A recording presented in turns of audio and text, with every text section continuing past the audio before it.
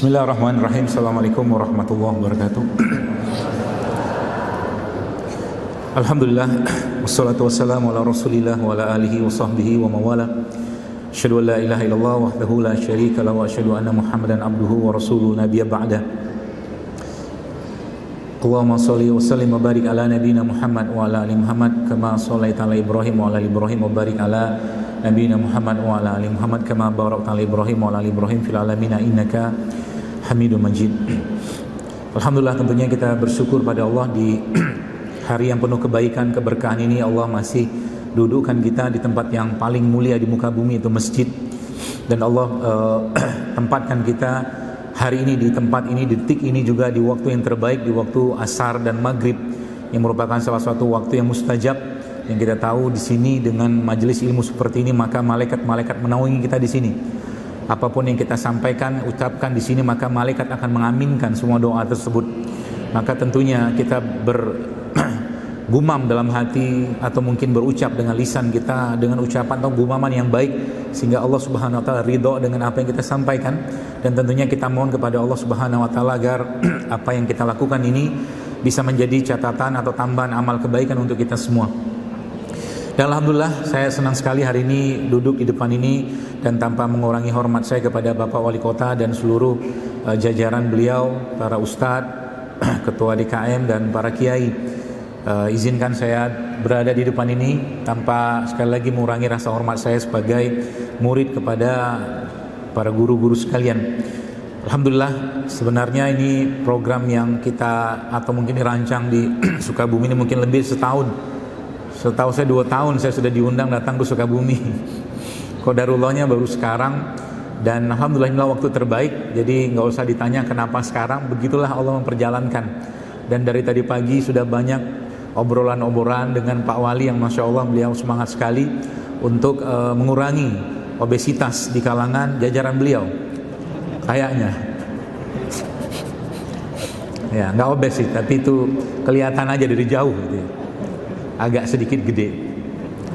Baik Bapak sekalian yang saya hormati, alhamdulillah di kesempatan sore hari ini dengan waktu yang mungkin nggak panjang, mudah-mudahan Allah berikan kemudahan saya untuk menyampaikan pesan-pesan kesehatan yang kita tahu Islam adalah agama yang sangat memperhatikan urusan kesehatan, sangat memperhatikan.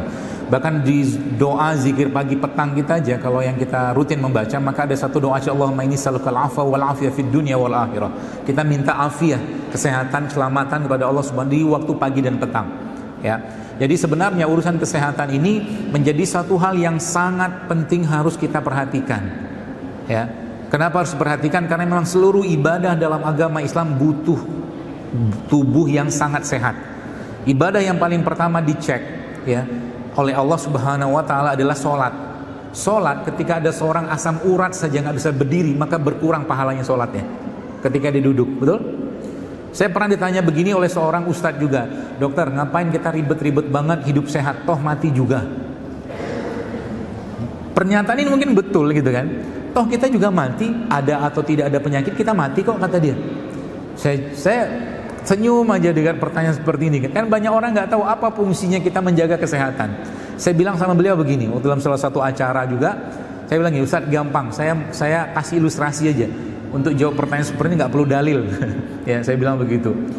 Katakanlah kita punya 2 orang, ya, kita adakan penelitian ala-ala kita. Orang pertama atau si A sama si B pada usia yang sama, sebulan mungkin 35 tahun penelitian ini kita mulai. Yang si A ini misalkan kita kita biarkan dia hidup suka-suka dia, tidur suka-suka dia, makan suka-suka dia, ya. Kemudian pokoknya apapun dia makan, mau sehat mau enggak ada urusan. Tapi kebanyakan katakanlah kita kondisikan enggak sehat. Kemudian yang B justru malah sebaliknya, kita set up dia untuk mengikuti jam biologisnya alam atau sunatullahnya kita. Waktunya tidur ya tidur, waktunya makan ya makan. Ya seperti itulah. Makanannya semua sehat. Kita bicara linear saja tanpa ada faktor yang lain. Ya, saya bilang begitu sama dia. Tibalah waktunya, katakanlah kita penelitian ini kita adakan sampai 5 tahun, umur 40 tahun. Ya, yang A ini yang tadi makan yang ngawur, suka-suka aja, ya. Kemudian yang B ini makan yang sehat. Ya, dengan catatan ini kita tidak memasukkan faktor takdir, karena banyak juga orang bilangnya saya hidup nggak sehat tapi sehat-sehat aja tuh gitu loh. Ini kita bicara linear, artinya kita tiap hari lihat orang itu makannya nggak benar, pola hidupnya nggak benar gitu kan. Nah, Anda pun ditanya dengan pertanyaan seperti ini pasti akan menjawab kira-kira yang bakal sehat yang A atau B. Pasti jawabannya B kan? Pasti jawabannya B. Kenapa? Dia mengikuti pola yang diajarkan, ya, hidup sehat, pola pikir sehat segala macam. Itu yang pertama. Lalu yang kedua apa? Masalahnya adalah di sini kita mulai akan merasakan kerugian. Ini masalahnya, ya. Tibalah saatnya ketika dua orang ini pada usia 40 tahun dia mulai rutin, bukan mulai rutin, dia sholat seperti biasa. Tapi yang si A ini udah nggak bisa sholat duduk lagi, nggak bisa sholat berdiri lagi. Dia terpaksa harus sholatnya duduk. Kenapa? Dengkulnya sudah nggak enak. Oke, yang A, yang B masih aman saja. Oke, di situ catatannya. Sekarang kita ajak orang dua ini pergi haji atau umroh katakanlah. Ya, yang belum haji semoga dimudahkan haji. Ya. Yang belum umroh semoga dimudahkan umroh. Dan kalau ulama-ulama jangan dulu mereka pergi haji, maka salah satu doa mereka adalah ketika mereka di Arafah, mereka akan bicara dengan Allah, ya Allah jangan jadikan ini haji terakhirku. Itu doa mereka. Ya, jadi kalau nanti sempat haji atau umroh, ngomong sama Allah, ya Allah jangan jadikan ini haji atau umroh terakhirku, sehingga bisa terus haji dan umroh. Nah, kembali ke sini tadi Bapak sekalian. Subhanallah, yang tadi diajak pergi umroh katakanlah ya, yang si A ini dia mau tawaf. Karena dengkulnya sakit, akhirnya pakai kursi roda. Oke? Pergi sa'i, ya, hajar Safa Marwah itu. Nggak kuat juga, akhirnya dipakai kursi roda. Anda tahu dalam fikih, ya, pahalanya orang berdiri sholat sama pahala duduk setengah loh. Ya, betul? Pahalanya setengah. Orang yang sholatnya duduk dengan sholatnya berdiri setengah pahala daripada orang sholat berdiri. Ya, artinya apa? Kalau di sini kita memahami bahwa menjaga kesehatan itu bagian caranya kita atau caranya kita untuk bisa terus taat kepada Allah untuk mengerjakan ibadah, maka dia jadi pahala. Jadi bukan cuma sekedar untuk kita bisa jogging tiap hari, naik gunung segala macam di usia 40-50, bukan. Tapi kita masih bisa mengerjakan ketaatan itu dengan sempurna. Kan maunya begitu. Sehingga nanti di akhir usia kita pun Bapak sekalian, itu kita masih dimudahkan Allah untuk bangun malam, ya. Cerita bangun malam juga sama. Banyak orangnya, dok, kalau saya susah makan begini-beginian, ya. Dokter kan ngajarin makan buah, sayur, rempah-rimpang, saya nggak bisa, ya. Susah saya lebih suka gorengan, misalnya gitu kan, nasi goreng gitu kan, apalagi suka-suka lah gitu kan. Nah, saya bilang begini. Dulu orang yang sebelah ada seseorang yang dulunya dia nggak sholat tahajud, ya. Kemudian dia merutinkan sholat tahajud, ya. Dulunya nggak sholat tahajud, kemudian dia merutinkan sholat dengan awalannya pasti dipaksa, ya. Sampai akhirnya dia merasakan kenikmatan untuk sholat tahajud. Ketika dia kehilangan malam untuk sholat tahajud, dia nyeselnya minta ampun. Begitu loh. Jadi yang namanya sesuatu kebaikan itu Bapak sekalian, ada kalanya untuk memulainya harus dipaksa. Kita harus maksa. Karena kecenderungan jiwa kita ini pengennya enak-enak aja. Mau buktinya? Baik, saya kasih buktinya. Kita belajar dari surat Al-Baqarah yang kita sering baca di Ramadan. Ya ayyuhallazina amanu kutiba alaikumusiyam, kutiba alaikum. Kutiba diwajibkan atas kalian kata Allah. Anda saya kalau diberi pilihan untuk makan sama tidak makan atau makan sama berpuasa, pasti milih makan. Betul? Jangan kita merasa enggak, saya pilih puasa, enggak mungkin. Enggak mungkin. Kita pasti pilih makan karena kita manusia, bukan malaikat. Ya.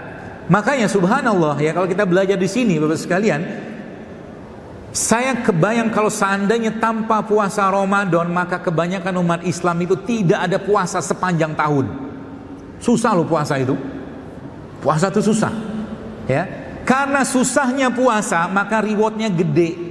Sampai Nabi SAW menjelaskan bahwa orang yang berpuasa itu Allah gak kasih tahu berapa pahalanya. Itu yang pertama. Saking besarnya puasa, pahala puasa itu Allah kasih satu pintu khusus di surga bagi orang yang berpuasa. Itu maksudnya. Artinya apa? Semakin besar effort yang kita kerjakan, ada kaidah syar'inya atau kaidah fikihnya, ya kaidah ulama, semakin besar effort yang kita lakukan untuk kita mengerjakan suatu kebaikan, semakin besar pahalanya. Gitu loh. Nah, kebaikan atau kesehatan juga sama sebenarnya. Ya, kalau kita sudah merasakan kenikmatan di situ, kita nggak mau beralih ke yang lain, nggak mau gitu. Ya, makanya sering saya sampaikan bahwa protokol dalam Islam itu ya tentang bagaimana cara menjaga kesehatan itu semua sudah diajarkan Nabi kita SAW.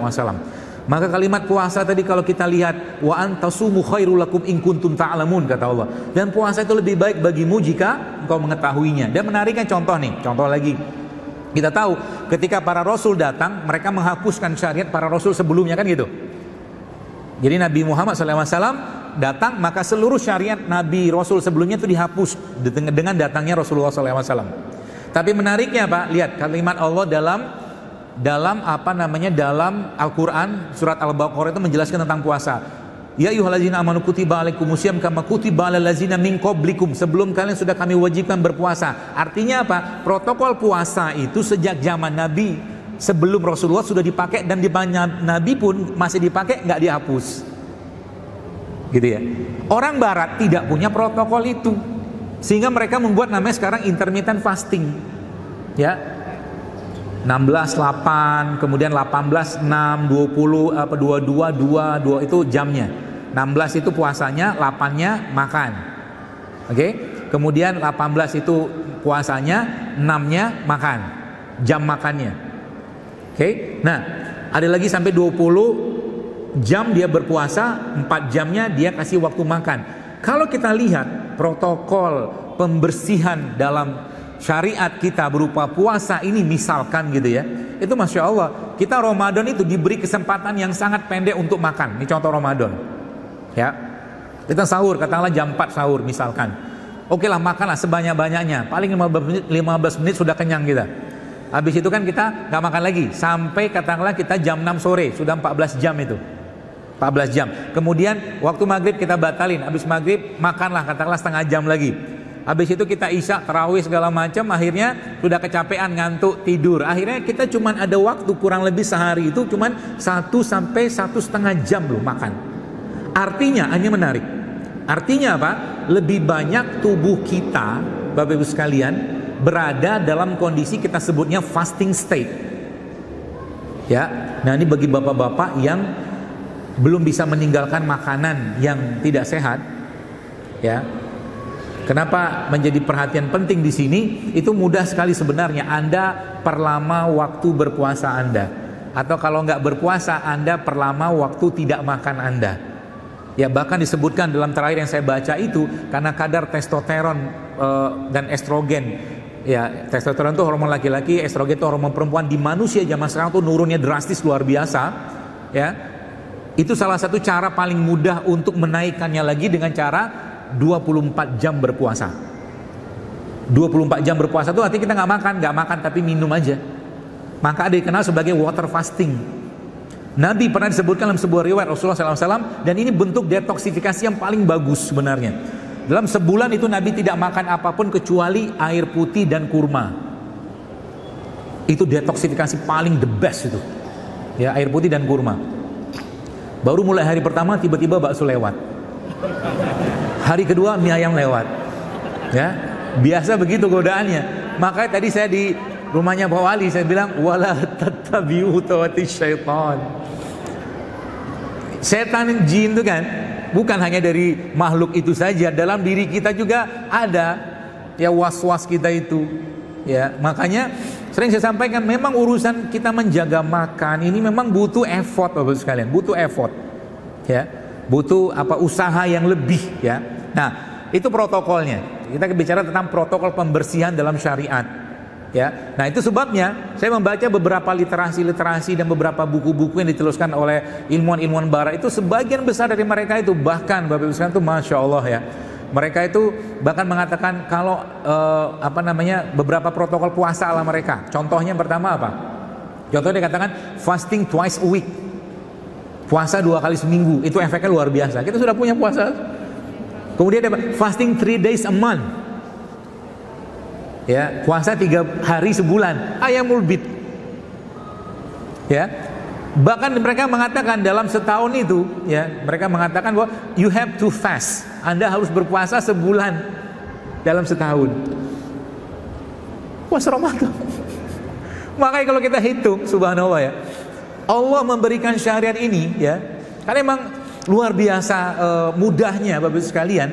Mudahnya kalau kita mempelajarinya, tapi untuk mengerjakan memang butuh usaha yang lebih, ya. Sehingga saya dengan beberapa biasanya inner circle saya itu tuh masya Allah mereka kadang-kadang sudah mulai menerapkan itu, ya. Kalau yang sekarang misalkan yang tim kamera saya ini dari tadi pagi nggak makan dia. Dia sudah setting dari pagi saya nggak makan, baru asar dia mau makan nanti. Nah, tapi di sini jebakan Batman-nya. Ada jebakan Batman-nya. Apa jebakan Batman-nya? Betul, makannya cuma sekali sehari. Cuman yang dimakan karbo semua. Ya. Contoh nih, yang dimakan karbo semua contohnya apa? Bukan gorengan, nasi goreng. Nasi goreng kan nasinya gula, karbo kan. Kemudian digoreng pakai minyak. Kemudian tambah lagi pakai bakwan. Bakwannya berapa? 3 lah. Kemudian ada kerupuknya kan? Kerupuk terigu lah. Ya. Haus dia. Teh manis. Kebayang dia makan apa? Masuklah kantor wali kota Sukabumi pagi-pagi dia makan nasi goreng, ngantuk-kantuknya dia. Keliru cara makannya. Makanya saya kasih resep sederhana. Kalau Anda pengen kerja lebih produktif pagi-pagi, jangan banyak karbo. Tuh, pagi-pagi. Terus gantinya dengan apa? Ganti protein aja. Anda makan tahu, Anda makan tempe, Anda makan ikan, tambahkan sedikit dengan sayur. Coba lihat, akan beda badannya. Terus Anda pagi-pagi itu minum air madu, kasih jeruk nipis sedikit, atau air jahe atau rimpang sedikit. Anda minum itu pagi-pagi itu masya Allah fresh banget sampai siang. Itu cuman ganti gitu doang sebenarnya. Jadi kita tuh bukan langsung kita ubah semua, nggak usah, pelan-pelan dikit-dikit aja, ya. Maka tadi saya bilang ke Pak Wali, ya, saya bilang sebenarnya kalau mau ya kita mau belajar maksain kita hidup sehat ini, dan nanti Anda akan nggak usah khawatir meninggalkan itu selama-lamanya. Contoh mungkin kayak begini, dokter makan nasi nggak? Makan kalau perlu, karena tanpa nasi pun saya hidup, gitu. Karena kan orang sering bilang kalau nggak makan nasi itu nggak makan, gitu kan? Kalau sudah kayak begitu berarti kita dipenjara dengan habitnya kita. Ada juga orang ngomong kalau saya nggak ngopi pagi-pagi pusing saya. Kenapa hidupmu diatur sama kopi? Gitu loh. Jangan. Tak ada kopi minum air putih, nggak ada kopi ya minum air biasa atau teh segala macam bisa, minum kunyit juga bisa pagi-pagi. Jangan diatur sama nafsunya kita. Ya, begitu. Nah, saya bilang ke beliau tadi dan banyak kajian-kajian saya katakan kalau kita mau mulai hidup sehat secara gampang banget beneran. Dulu Pak Wali, saya dulu pernah bikin satu challenge namanya itu 3-4 tahun yang lalu. Saya bikin hashtagnya itu 7 Days Challenge JSR.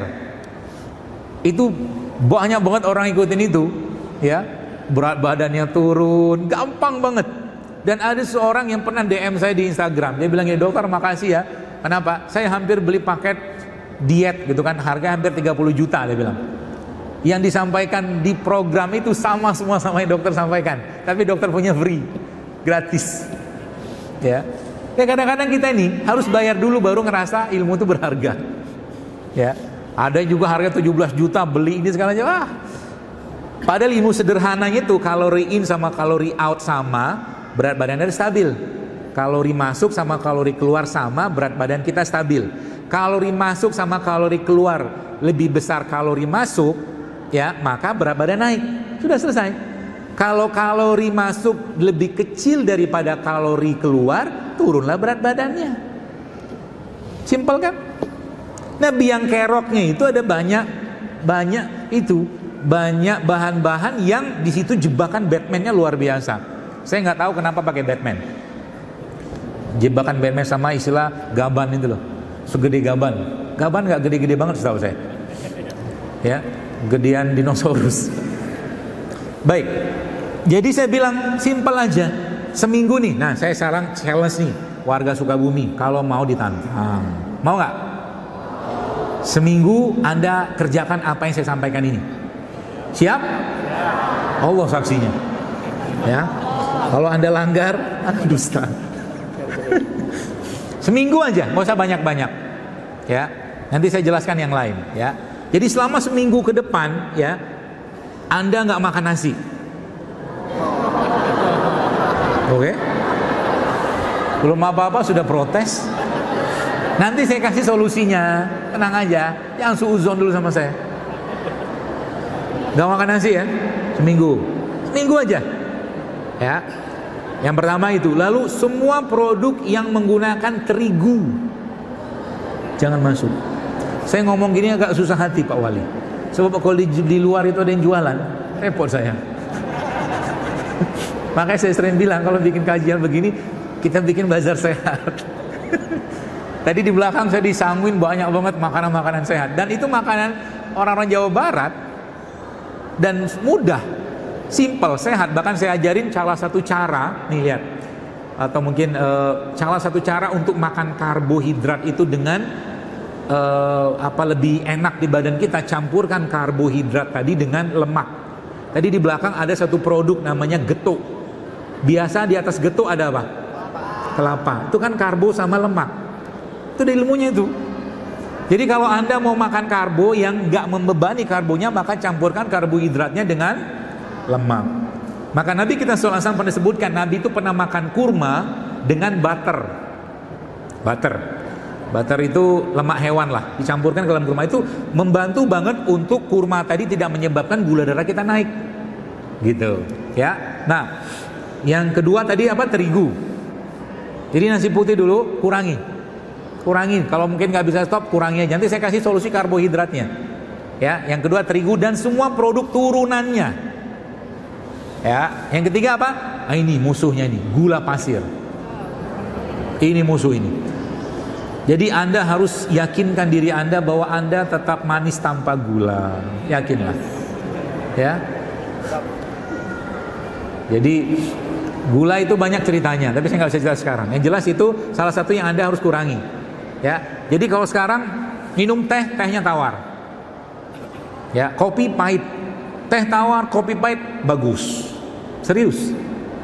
Saya tadi di belakang minum kopi biar jantung saya lebih kenceng, makanya ngomongnya makin lancar ini. Kalau nggak tuh baterai saya lemot. Ya, karena kopi itu dia kalau bahasa kita simpatomimetik, dia memicu kontraksi jantung. Itu kopi itu. Ya, jadi kalau jantung lagi lemot, minum kopi aja. Tapi jangan pakai susu, jangan pakai gula, jangan pakai krimer, kopi saja. Anda harus merasakan pahitnya kehidupan. Tapi di ujung dari kopi itu akan ada rasa pahit, akan ada rasa manis yang Anda akan rasakan. Itulah nikmatnya kopi. Wah gitu. Ya. Dan kopi itu Bapak sekalian termasuk gini. Saya cerita sedikit, ada satu konsep dalam tubuh kita namanya autofagi. Ya, autofagi. Autofagi ini adalah self eating, dia memakan sel tubuh kita. Jadi autofagi itu bagus ya. Artinya sel-sel rusak itu akan dimakan oleh sel yang lain yang sehat.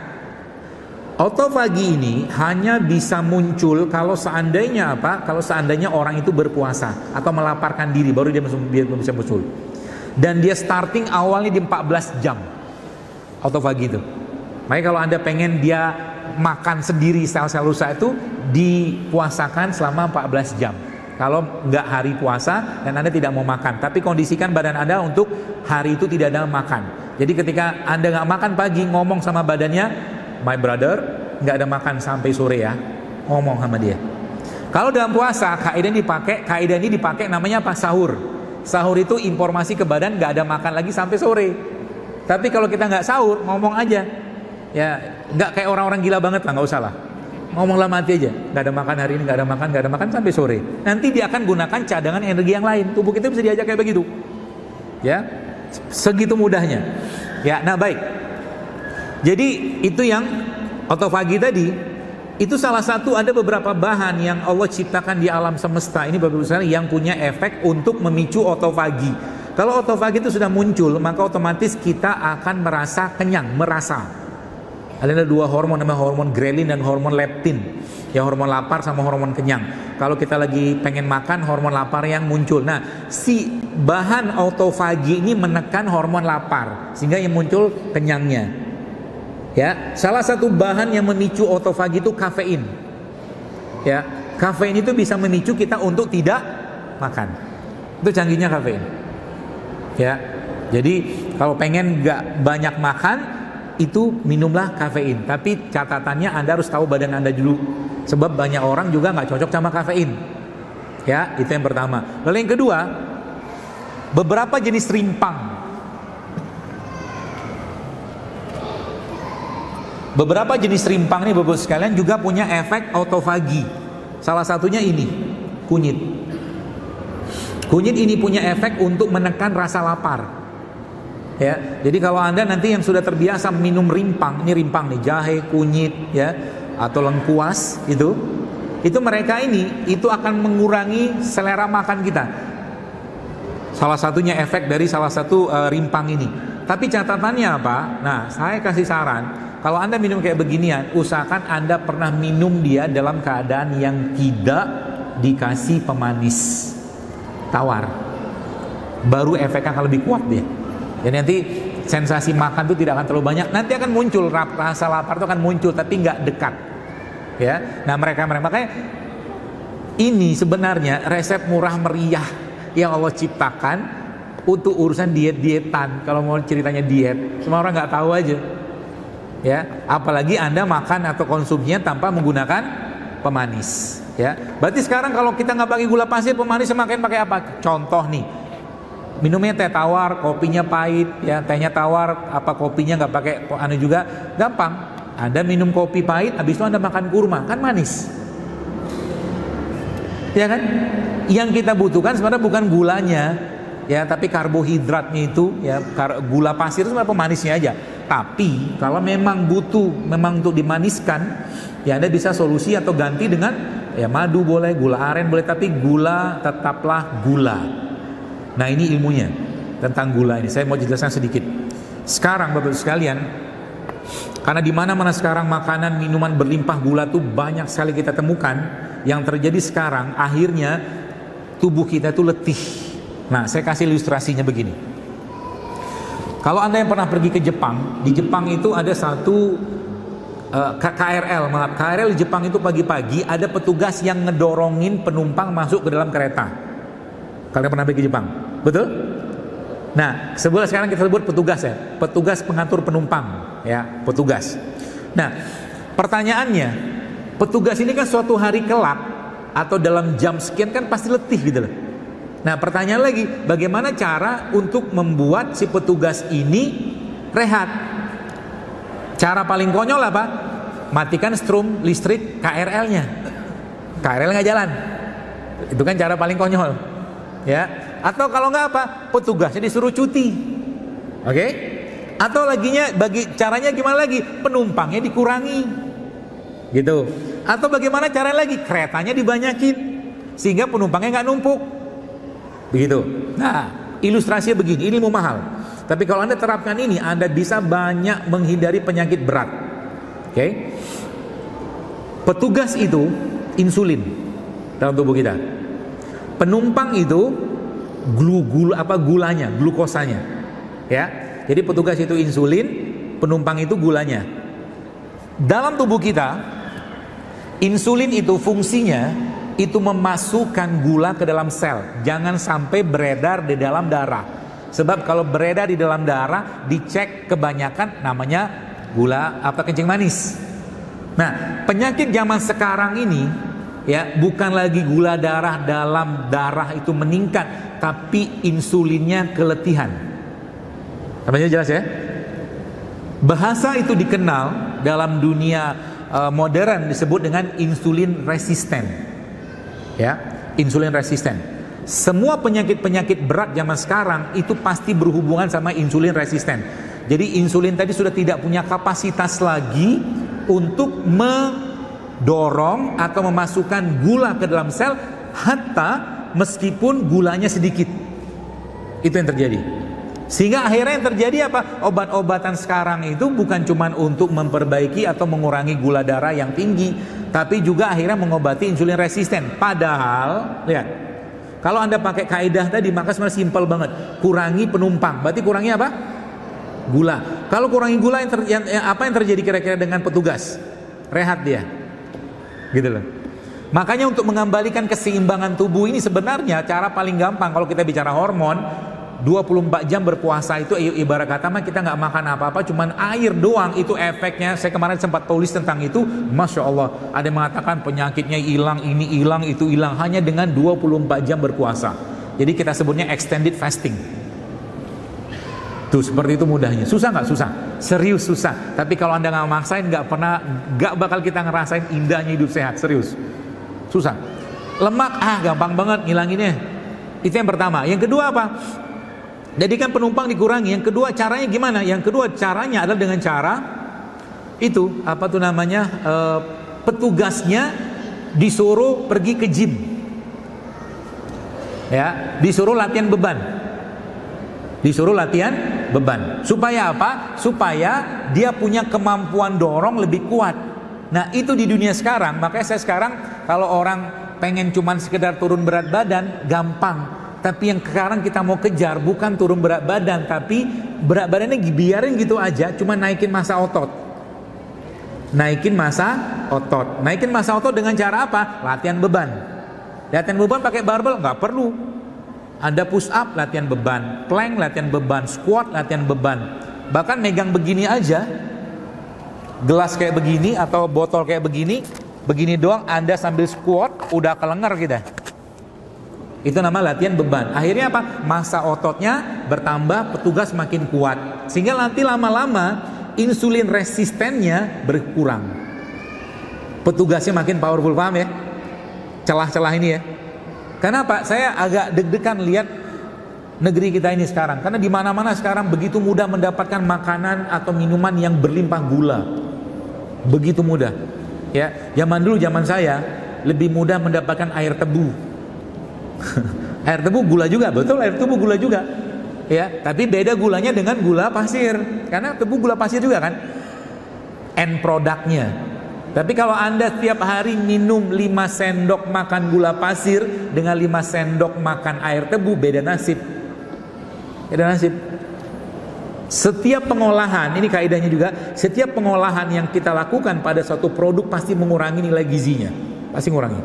Jadi kalau Anda mau dapatkan nilai gizi yang penuh pada suatu produk, makanlah seasli mungkin. Contoh mungkin sayuran. Sayuran paling gampang kita dapatkan kalau apa? Ya kalau dalam keadaan mentah.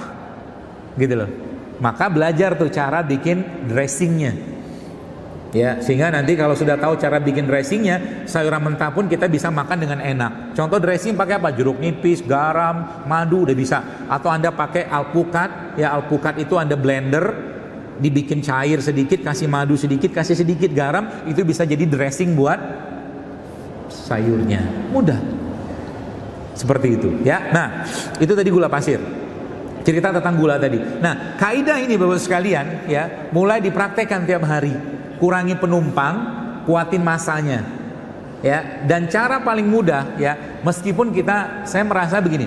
Kita tuh kalau ngerti atau bisa tahu ilmu olah nafas, ya.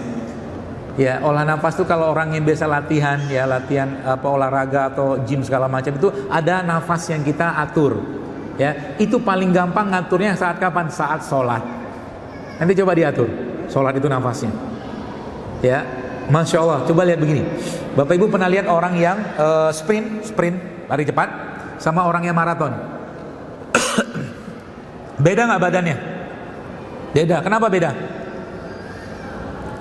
Karena hadiahnya juga beda. 15 menit. Nanti hilang saya. Saya sudah dapat surat cinta, baru juga ngomong, baru pembukaan. Tega bener. Enggak lah. Baik, sprint sama itu. Ini ilmu lagi nih. Sprint sama maraton. Kalau maraton, maka aktivitas nafasnya kita namanya aerobik. Narik nafas terus. Gitu kan kalau maraton. Kalau sprint enggak, dia tahan nafas. Ya kan? Duk. Nah gitu. Jadi kalau Anda yang pengen masanya bertambah dari itu, Anda nanti coba latihan larinya itu Anda selang-seling. Tiba-tiba Anda maraton nih. Kemudian 15 atau 30 detik kemudian Anda sprint tanpa bernafas. Itu meningkatkan massa otot. Gitu. Artinya itu akan memperbaiki, menambah kekuatan si pankreas atau insulin. Itu kaidahnya. Ya. Apalagi yang tadi, sekarang saya pernah beberapa waktu saya lihat, kita kan taunya bahwa mandi itu bagusnya air hangat. Ya. Ternyata justru malah kalau penelitian terbaru itu kita berendam dalam air es 30 detik. Jadi baskom gede ya atau bathtub gitu, dimasukin es, kasih air, terus kita berendam sebentar situ 30 detik. Itu efeknya cakep, bagus banget buat otak, jantung. Namanya cold exposure. Nanti kalau Anda baca penelitiannya itu, ya. Apalagi dari situ, dari panas kita pindah ke dingin, itu bagus buat otak. Ya, makanya kalau lagi dingin jangan mandi air hangat. Lagi dingin jangan mandi air hangat, mandinya air biasa aja supaya tubuh kita beradaptasi dengan luar. Itu tadi. Gula kan? Tadi sekarang kita balik ke karbo tadi. Berarti kalau saya perlu makan karbo gimana? Coba kalau nggak makan nasi kayak kelingan, banyak sumber karbonya. Kentang ada, ubi ada, betul? Gampang. Pakai karbonya itu. Termasuk kalau Anda makan kentang, biasanya saya sarankan kentang itu kalau bagusnya Anda makan sama kulitnya, jangan dibuang kulitnya. Ini juga sekarang kalau saya bikin rimpang ini, kulitnya nggak saya buang, saya cuci bersih, sama kulitnya saya saya kasih air panas, ya, kentang. Bahkan kalau Anda yang makan ubi, di sini kan Jawa Barat kan banyak ubi cilembu. Ubi cilembu tuh jangan dibuang kulitnya, dimakan sama kulitnya, ya, bagus. Kalau yang sudah pernah ke Jakarta, tempat saya di sana, ubi cilembu yang kita buat itu sama kulit-kulitnya, enak kulitnya. Ya, cuma dikasih sedikit garam aja. Ya, itu. Jadi karbonya diganti dengan itu. Mulai dibiasakan untuk jangan banyak penumpang masuk. Kalau perlu pakai, kalau nggak perlu jangan masukin penumpang. Itu efeknya ke badan, masya Allah luar biasa besar.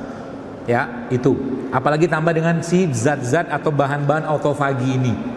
Oke, termasuk bagi Anda yang kalau mau olahraga yang sifatnya berat, sebelum Anda olahraga, Anda minum kopi dulu. Bagus tuh. Kopi itu akan meningkatkan metabolik autofaginya kita. Kopi itu, kopi pahit ya. Ya.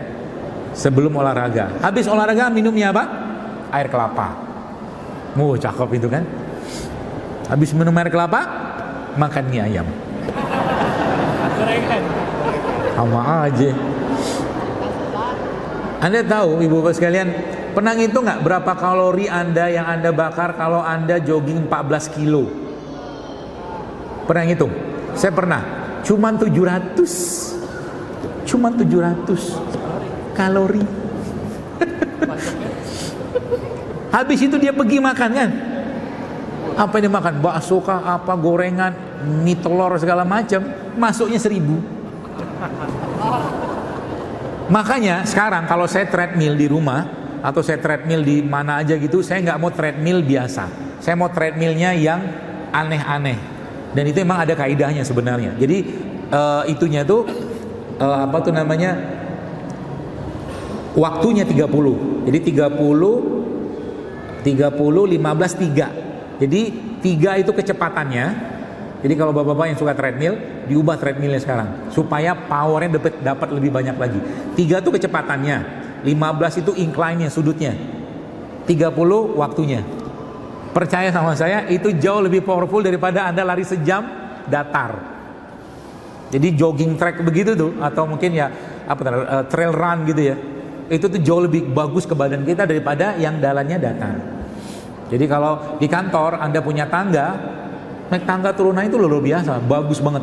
Apalagi nanti Anda latihannya itu pakai 2 kaki, naik tangga gitu, dapat di badannya. Jadi waktu naik tarik nafas, waktu turun buang nafas, gitu kaidahnya. Ya. Tadi karbo sudah, kemudian apa lagi? Terakhir, tinggal 5 menit kan? 10. Terakhir, lemak. Nah, ini lemak nih. Banyak lemak tersembunyi, ya. Jadi kalau kita mau tahu kita Masih banyak deposito lemaknya atau tidak? Cara paling gampang adalah waktu kita ikat tali sepatu. Ya. Itu cara paling gampang itu. Kalau dia bilang aku tersiksa sekali hari ini. Kenapa? Masang tali sepatu. Berarti dia banyak depositonya. Ya. Itu. Nah, dari mana itu muncul? Dua munculnya. Tubuh kita Bapak sekalian, kalau ada dua sumber lemak ya. Sumber pertama dari gula. Gula kalau nggak kepake dalam tubuh kita, maka akan diubah menjadi lemak. Gula. Yang pertama. Yang kedua, gula yang lemak yang ada dalam tubuh kita berasal dari lemak itu sendiri. Yaitu apa? Ya lemak-lemak, misalkan dari lemak minyak goreng segala macam. Bagaimana cara kita untuk memperbaiki itu? Ya, bagaimana cara kita untuk memperbaiki itu? Ya ganti lemaknya. Ya, atau stop sumber lemak tidak sehatnya. Tadi saya di kantornya di rumah Pak Wali tadi saya ngajarin makan kelapa tua itu loh. Kelapa yang buat santan itu dimakan. Itu sebentar aja. Kalau biasanya perutnya bagus itu akan segera ke belakang itu. Cuman 1/4 makan. Karena seratnya lemaknya sangat baik untuk melancarkan BAB. Makan kelapa tua 1/4 sehari. Kalau nggak bisa makan, Anda parut aja jadi kelapa, campur sama getuk, selesai. Kalau nggak bisa juga, Anda peres itu kelapa, minum santannya, bagus. Santannya pernah minum air santan? Bukan santan yang kasih air ya, santan murni itu ya. Minta dia si abang itu peras santannya, kemudian di rumah nanti Anda nggak usah banyak-banyak juga karena mual nanti. Campurkan air matang sedikit, kasih madu, enak banget. Gitu. Termasuk juga saya belum cerita sebenarnya di rumah sakit dulu, saya nggak tahu sekarang, untuk anak-anak yang kekurangan energi dan protein, salah satu yang dipakai di sana itu ini loh, tempe dibikin jus. Tempe ini kalau dibikin jus itu salah satu sumber protein paling bagus. Nah nanti biasanya saya sarankannya kalau tempe di jus, tempe kayak begini jangan digoreng ya, dicampur sama kurma. Jadi di jus ya gak usah banyak-banyak, kasih air. Nanti akan inisiasi oleh Bapak Wali Kota. Mudah-mudahan enak loh Pak, serius. Kalau ada blender saya blenderin, enak. Tempe ini di blender, kasih madu, kasih kurma, enak banget, Masya Allah. Apalagi dikasih jahe, enak. Dan itu kuat banget ke badan kita karena ini kan produk fermentasi, ada bakteri di sini ya. Itu juga bagus, jadi lemak ya. Nah itu lemak, jadi ganti lemaknya dengan lemak yang sehat ya. Kalau di rumah misalkan kita susah dapatkan zaitun, pakai VCO juga bisa.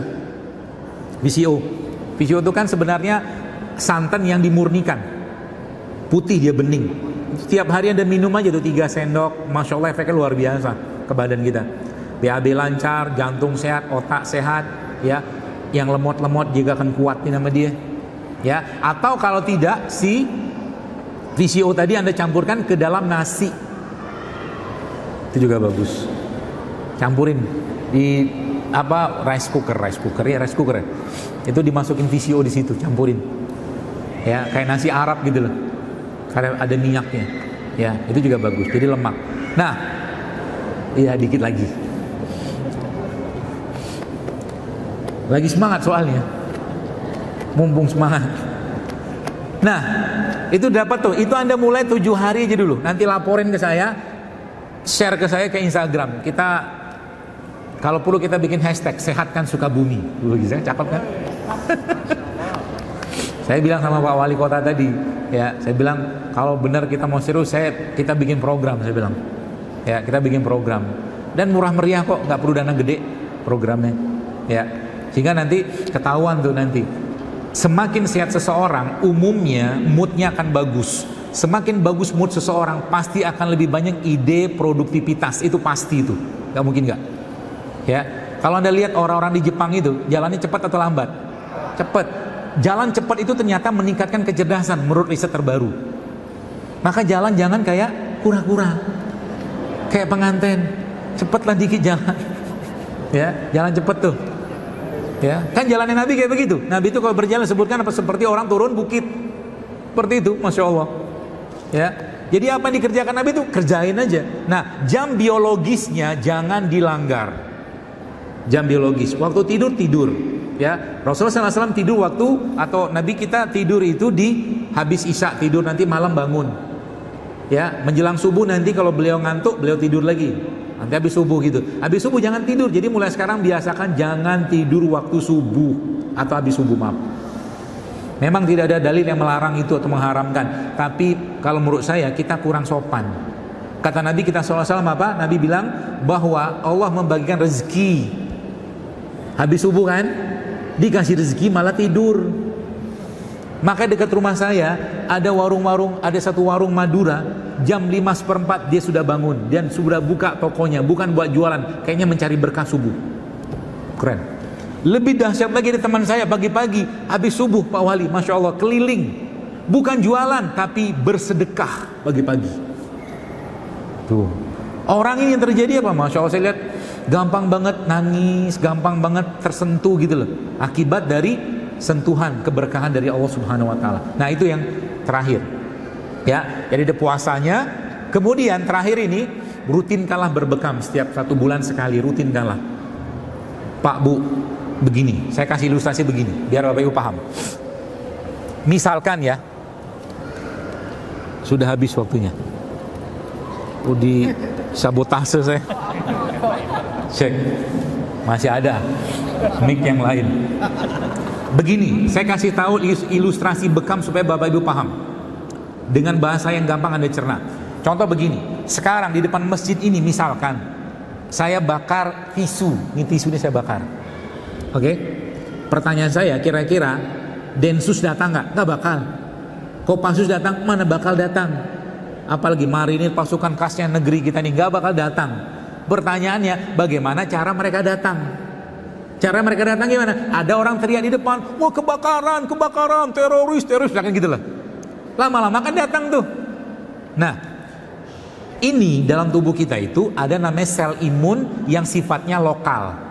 Kalau ini kayak begini, ya mungkin Babinsa cukup lah, atau pengurus masjid cukup lah memadamkan gitu loh.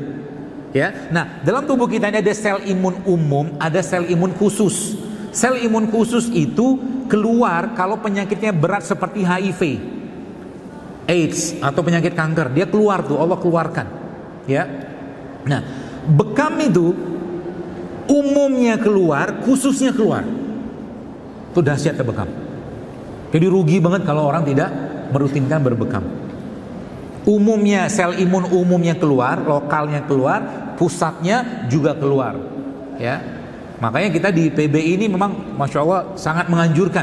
Ya, dan itu memang ada hadisnya juga. Bahkan Nabi mengajarkan titik-titik bekamnya itu ada disebutkan dalam riwayat. Ya, ulama juga ada titik-titik bekamnya sendiri. Jadi kalau belum tahu bekam itu bentuk detoksifikasi yang paling bagus. Itu yang pertama, sel imun. Yang kedua apa? Bekam itu seperti mesin cuci darah kerjanya ya. Jadi kalau kita berbekam itu bukan berharap cuman berapa banyak darah yang keluar, bukan. Reaksi perlukaan dan radangnya itu yang kita kejar. Jadi kalau tadi ini ya, ketika kalau ini kan dibakar sedikit di depan misalkan, bagaimana caranya supaya muncul pasukan khusus di negeri kita ini? Maka sebenarnya bekam itu pasukan khususnya muncul akibat apa? Disedot berulang. Kan dilukain kan? Disedot berulang. Itu Masya Allah efeknya luar biasa. Dan tadi sel imun khususnya bahkan bisa datang. Jadi Masya Allah sayang banget kalau kita belum pernah berbekam. Ya, bahkan Nabi kita SAW disebutkan sebuah riwayat ketika beliau sedang berihram, entah haji entah umroh, seingat saya, itu beliau pusing, dan saat itu entah di Bukit Sofa atau Marwah, setahu saya itu beliau meminta berbekam di kepala beliau Shallallahu Alaihi Wasallam. Ya, sehingga para sahabat-sahabat zaman itu, Bapak sekalian, itu mempraktekkan atau mengamalkan bekam ini sebagai salah satu kecintaan mereka dan apa dikerjakan oleh Nabi kita Shallallahu Alaihi Wasallam. Terakhir, serius ini terakhir. Ini yang saya justru malah pesan utamanya di sini. Dalam surat Al-Isra Allah berpesan begini, wa nunazzilu minal Qur'an ma huwa shifa wa rahmatul lil mu'minin wa la yazidu zalimina illa khasara. Kami turunkan Al-Qur'an itu bagi syifa. Kata syifa, Bapak Ibu sekalian, dalam Al-Qur'an itu ada empat kata syifa. Tiganya kata syifa atau penyembuh ya, bukan dawa. Dawa itu sifatnya agak selektif setahu saya. Kalau syifa itu sifatnya umum, penyembuh.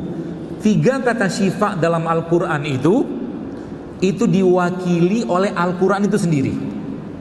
Itu yang pertama. 1 kata syifanya diwakili oleh madu. Paham ya? 3 pakai Quran, 1 pakai madu. Maka jadikan Al-Quran sebagai obatnya kita, penyembuhnya kita. Jadi kalau Anda sedang baca Quran, ya, saran saya sebelum Anda baca Quran, diam dulu sebentar, duduk dulu sebentar, luruskan niat, ikhlaskan niat, minta sama Allah, ya Allah, jika ada penyakit dalam hatiku, penyakit fisik, penyakit hati atau apapun, bersihkan dengan Al-Quran ini ya Allah. Maka Al-Quran akan bekerja sebagaimana kita meminta kepada Allah. Ya, kalau Anda membaca Al-Baqarah sekedar membaca saja dapat pahala, tapi kalau Anda membaca Al-Baqarah, ya, untuk meruqyah diri Anda atau meruqyah rumah Anda, dia akan bekerja seperti itu. Makanya tidak heran ketika ada orang sedang membaca Quran dan dia niat meruqyah dalam hati dia kepada Allah, niat kepada Allah, tiba-tiba situ ada yang bereaksi. Itu Al-Quran, itu dahsyatnya Quran. Ya, apa aja dipakai bisa, penyakit apa bisa dipakai, sesuaikan dengan ayat-ayatnya. Karena ada janji Allah di situ, yaitu apa? Syifa. Ya, syifa fi sudur dalam ayat yang lain Allah sebutkan. Penyembuh dalam hati. Ya, karena penyakit yang justru malah jauh lebih berbahaya, ya, dibanding penyakit fisik kita adalah penyakit hati, dan penyakit hati itu obatnya adalah Al-Quran. Selesai Bapak, mana yang tadi ngasih surat cinta? Demikian Bapak sekalian yang bisa sampaikan. Masya Allah sudah jam 17.10 ya. Saya kembalikan lagi pada Pak Ustadz Andi Hasbi. Mudah-mudahan apa yang saya sampaikan ini sedikit mencerahkan atau mungkin memberikan semangat kepada kita untuk lebih menggali lagi, ya, lebih menggali lagi bagaimana Al-Quran itu atau mungkin Islam ini kan memberikan pedoman yang sangat jelas kepada kita. Termasuk saya itu penasaran, ya, waktu Ashabul Kahfi itu dibangunkan oleh Allah, kan? Di situ Allah menggunakan kalimat yang menarik menurut saya. Jadi mereka menggunakan uang mereka itu untuk membeli makanan terbaik. Betul nggak? Apa bunyi ayat itu? Saya lupa itu. Bukan lahman torian, itu ikan. Apa itu? Lupa.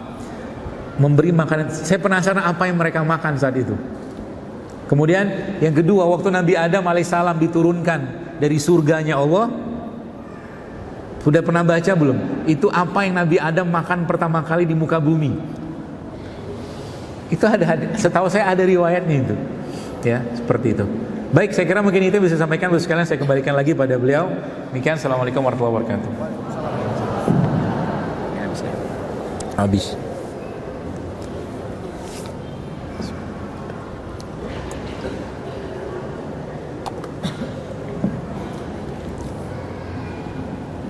Baik, terima kasih kepada Dr. Zainul Akbar, jazakallahu khairan katsiran atas materinya luar biasa ya, Bapak Ibu ya. Banyak tadi yang dicatat? Banyak. Siap dipraktekkan? Yakin. Oke, yang mau ikut challenge berapa orang catat tangan? Iya, mulai mikir-mikir dong. Ikut ya Bapak Ibu yang challenge ya, insya Allah bisa lebih sehat. Niatnya ingin sehat supaya keluarga bahagia, agar Allah juga mengiringi semua kita. Baik Bapak Ibu semua, masuk kita ke sesi tanya jawab.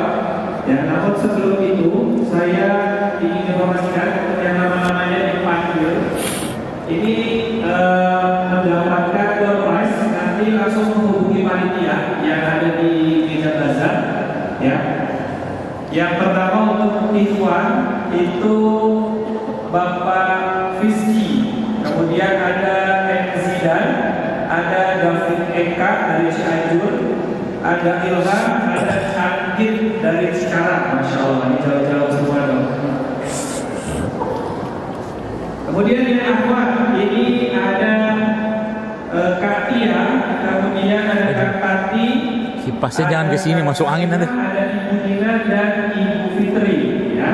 Nah, yang nama-nama tersebut mendapatkan door prize yang nanti bisa diambil di stand bazar di tempat panitia, termasuk yang dari pagi sudah mengikuti dokter Masya Allah. di Bandung Rahman, kemudian ikut juga di tempatnya Ibu Wali yang di PKK sampai juga hari ini di sini di Masjid Agung ada Ikhwan, coba katakan tadi yang mana?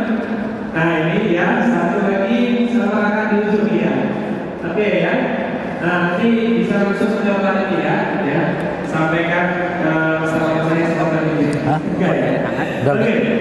Kemudian juga ada pertanyaan sebelum masuk ke Bapak Ibu, sebentar ada pertanyaan dari salah satu jamaah juga bahwa anaknya di mulai usia 2,5 tahun, 3,5 tahun dan 4,5 tahun itu jantung terjengkang, kepalanya terbentur. Lalu kemudian sejak di usia 3,5 tahun harus melakukan perawatan di medis dan diagnosis epilepsi. Sehingga saat ini usianya 6 tahun. Selama dari usia 3 tahun sampai 6 tahun ini setiap 6 bulan sekali evaluasi dan selalu minum obat selama 3 tahun full. Nah, di terakhir ya 6 bulan terakhir ini sudah tidak kejang lagi. Namun efeknya jadi ngantuk, akhirnya itu tapi jadi bermasalah karena sering tidur. Nah yang ditanyakan apakah kemudian jika obatnya tidak diminum lagi akan kejang lagi, dan kalaupun misalnya diganti dengan herbal atau terapi yang lain seperti apa efeknya? Itu dok. Ya. Silakan. Baik, Bismillah.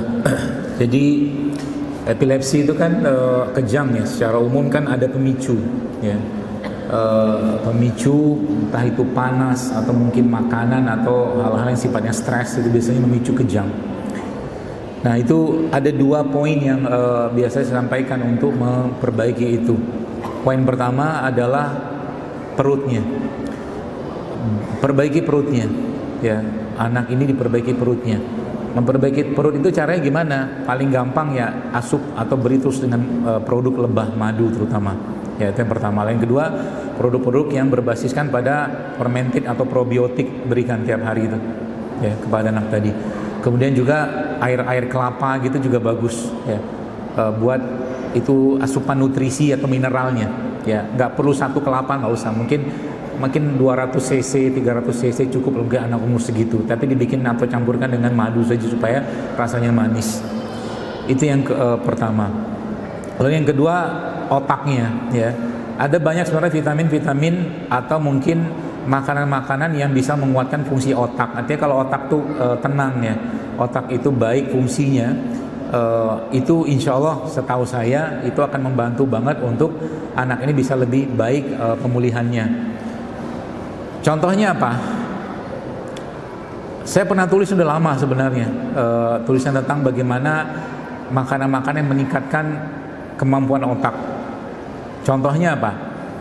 Kita nggak punya salmon, ya, white salmon itu kita nggak punya, tapi kita punya gabus toman. Coba diberikan terus ke anak itu dalam bentuk makanan, ya, entah sup, entah apapun nanti dikasih sama beliau. Kemudian ada juga zaitun, ya. Zaitun coba diberikan pada dia karena salah satu lemak yang baik buat otak dan jantung, terutama otak dalam ini adalah zaitun. Kalau bisa cari zaitun yang berasal dari Syam, dari Palestina, Jordan, ya, atau Suria, ya, itu biasanya lebih bagus, ya, setahu saya. Itu zaitun. Kemudian lagi namanya dark coklat hitam, ya. Cuman yang dark coklat ini biasanya kan pahit. Nanti Anda bisa ambil sedikit saja mungkin, dilarutkan dalam air, campurin madu, kasih dia minum. Ya itu juga membantu fungsi otaknya atau mungkin menguatkan fungsi otaknya. Kemudian lemak-lemak yang lain mungkin seperti omega 3 itu juga bisa membantu. Ya, omega 3 yang berasal dari ya minyak ikan, ya itu juga bisa membantu setahu saya. Itu kemudian terapi-terapi lain seperti urut pijat itu bagus. Urut pijat kalau bisa dirutinkan di anak ini, ya. Dan yang tidak kalah penting ruqyah. Di ruqyah. Ruqyahnya bukan buat ngusir jin ya, bukan. Ruqyah itu menenangkan ya badannya, ya. Karena orang selama ini memahami ruqyah itu ya buat ngusir jin saja, enggak, ya. Bahkan tadi pagi saya sampaikan juga di Ibnu Rahman seingat saya Itu orang-orang yang punya anxiety itu, anxiety kecemasan. Anxiety itu kan lawannya sakinah. As-sakinah. Maka as-sakinah itu dalam Al-Quran ada 6 ayat dalam Al-Quran yang ada tulisan as-sakinah. Anda cari itu.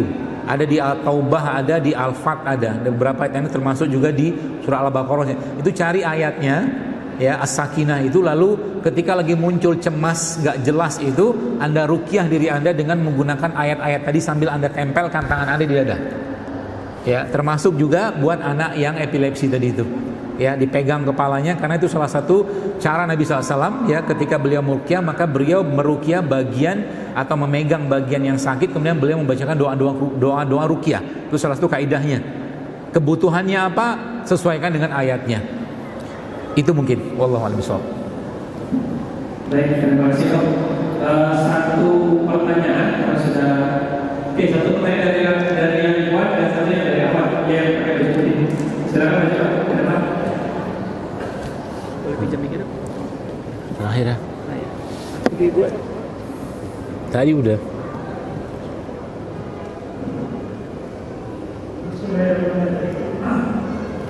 Assalamualaikum.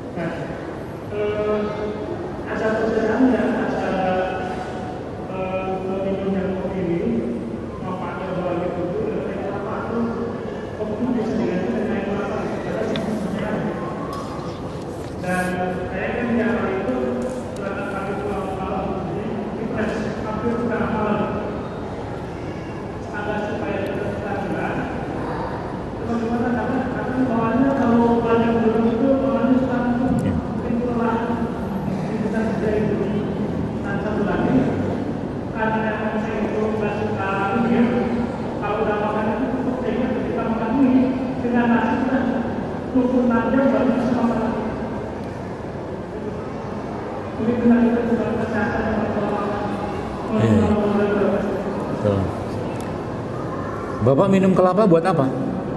Minum kelapa tiap hari buat apa? Iya. Hah? Enak. Ya sudahlah, terusin aja. Lah kenapa ditanya? Kopi sama kelapa ya beda lah. Beda.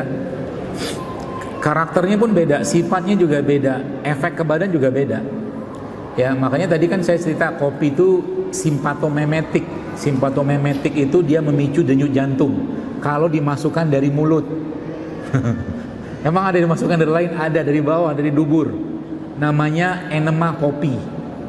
Ada itu. Ilmunya ada lagi tuh. Saya belum ceritain itu.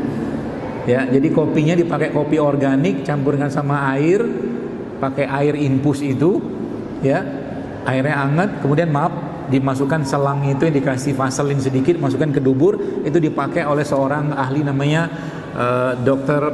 Gerson, ya, itu untuk membersihkan kanker biasanya, sel-sel kanker. Ada, mahal itu di luar negeri, ya, tapi bisa dikerjain sendiri di rumah. Tidak mesti pakai kopi, pakai air putih juga bisa, ya. Jadi kopi, nah kalau kopi itu masuk ke bawah, dia efeknya parasimpatomimetik. Kalau simpatomimetik itu meningkatkan jantung, kalau bawah justru malah sebaliknya. Dia meningkatkan peristaltik sehingga akhirnya orangnya BAB. Ah gitu. Ya. Jadi kalau sama kelapa beda. Kelapa secara umum sifatnya karena air, pasti dia akan mendinginkan. Bahkan dia akan punya efek untuk menurunkan tekanan darah. Itu pasti itu. Makanya ada beberapa orang minum air kelapa keliengan. Itu tensinya turun biasanya itu. Ya. Jadi kalau Anda minum air kelapa keliengan, maka segera minum madu sama makan garam sedikit. Atau kalau enggak bikin air madu sama garam. Pernah keliengan enggak? Enggak pernah. Berarti badan Bapak stabil banget. Ya gitu. Jadi ya enggak bisa disamakan antara kopi sama kelapa. Dan saya belum pernah nyampur juga kopi sama kelapa. Apa efeknya wallahu alam. Gitu ya. Jadi lanjut aja kalau memang suka. Cuman tadi kalau saran saya selang-seling aja, jangan tiap hari banget juga. Ya, jadi hari ini minum kelapa, besok air putih aja. Besok kelapa lagi gitu loh. Termasuk juga saran saya lemaknya dimakan. Kelapa itu karena saya hampir nggak tiap hari. Jadi karena sekarang lagi apa tuh namanya? Apa tuh istilah panas ya. Panas ya, Masya Allah seluruh dunia ini. Kabar-kabarnya Thailand itu 40 derajat kabar-kabarnya. Ya. Jadi saya sebenarnya nggak suka minum dingin, tapi ini panasnya luar biasa. Masya Allah. Ya. Jadi minumlah air kelapa, dan kelapa itu ada karakternya. Bapak Ibu kalau beli ke abang air kelapa, itu kan dia pukul-pukul tuh. Ya kan? Itu ya, saya cari air kelapa yang ada soda-sodanya. Ada air kelapa yang ada soda-sodanya. Itu biasanya kelapa muda yang dagingnya sudah keras. Itu ada soda-sodanya tuh. Enak. Itu lebih ke badan saya lebih enak biasanya, ada soda-sodanya. Jadi dia buka, kelapanya kita nggak makan, daging kelapa itu cuma dikasih madu sedikit, aduk dalam kelapa itu, tunggu bentar. Nah gitu ya Pak ya, supaya nggak ngantuk banyak sebenarnya. Tapi kalau babnya ngantuknya memang karena letih, jawabannya istirahat, nggak ada yang lain, jangan dipaksain ya. Kalau memang babnya pengen bertahan lama, laparnya tidak banyak, maka memang caranya adalah memperbanyak asupan protein, jangan karbo yang banyak. Protein akan menyebabkan rasa lapar itu lebih lama muncul. Jadi kalau Anda makan gini kan, misalkan pagi-pagi makan, udah makan telur aja, makan telur sama sayur bening, sudah. Misalkan. Atau kalau malam siang Anda makan, itu makan protein sama sayur aja. Lama laparnya itu. Ya, kalau yang cuman ada kayaknya namanya one meal a day. One meal a day, satu kali makan sehari. Tapi makannya cukup memenuhi standar gizi lah. Ya, kalau perlu banyak lagi nanti protein tambahin, tambah sedikit karbo. Begitu mungkin. Udah. Baik Bapak sekalian, Masya Allah, Alhamdulillah sudah 5:30 tanpa terasa kita ada hampir 1,5 jam di tempat ini. Sekali lagi semoga apa yang saya sampaikan ini bermanfaat, dan semoga Allah jaga kota Sukabumi ini, Allah jaga Bapak Wali Kota dan seluruh jajaran beliau agar senantiasa berada dalam kebaikan dan ketaatan pada Allah Subhanahu wa taala, dan semoga Allah lindungi kita dari berbagai macam penyakit-penyakit, wabah dan bala yang segala macam yang akhirnya menyebabkan kita kesibukan dengan itu. Dan kita juga mohon kepada Allah agar apa yang kita kerjakan, amal ibadah kita diterima oleh Allah Subhanahu wa taala, dan semoga Allah ampuni kita semua dari segala dosa dan kesalahan kita. Allah maafkan orang tua kita, bapak ibu kita, kakek nenek kita, dan juga kita mohon kepada Allah di sisa usia kita ini Allah mudahkan kita untuk terus meningkatkan ibadah dan ketaatan kepada Allah Subhanahu wa taala. Dan tidak kalah penting juga kita mohon kepada Allah agar Allah lindungi negeri kita yang kita cintai, Indonesia ini, segala macam hal-hal yang merusaknya dan mengganggunya. Dan kita mohon kepada Allah Subhanahu wa taala juga diberikan negeri kita ini pemimpin yang adil, ya, pemimpin yang dekat dengan Allah, pemimpin yang bisa menjaga kemaslahatan seluruh umat manusia yang ada di negeri kita ini. Dan kita juga mohon kepada Allah Subhanahu wa taala agar kita dimudahkan lagi untuk lebih banyak lagi beramal soleh di sisa usia kita ini. Dan kita juga mohon kepada Allah Subhanahu wa taala agar Allah menjaga anak-anak kita, ya Allah, menjadikan mereka anak-anak yang menjadi penerus kebaikan-kebaikan yang sudah kita lakukan, dan juga menjauhkan mereka dari fitnah-fitnah akhir zaman yang semakin banyak di saat-saat seperti sekarang ini. Dan kita juga mohon kepada Allah Subhanahu wa taala agar Allah wafatkan kita semua dalam husnul khotimah. Allah masukkan kita ke surga Firdausnya tanpa hisab dan tanpa azab bersama orang tua kita, orang kita cintai, dan semoga Allah mudahkan kita juga bertemu dengan Rasulullah SAW, bertemu dengan para sahabat-sahabat yang mulia, dan semua kita dimasukkan surganya Allah tadi tanpa hisab dan tanpa azab. Demikian bisa sampaikan. Subhanakallah wa bihamdik, asyhadu an la ilaha illa anta, astaghfiruka wa atubu ilaik. Assalamualaikum warahmatullahi wabarakatuh.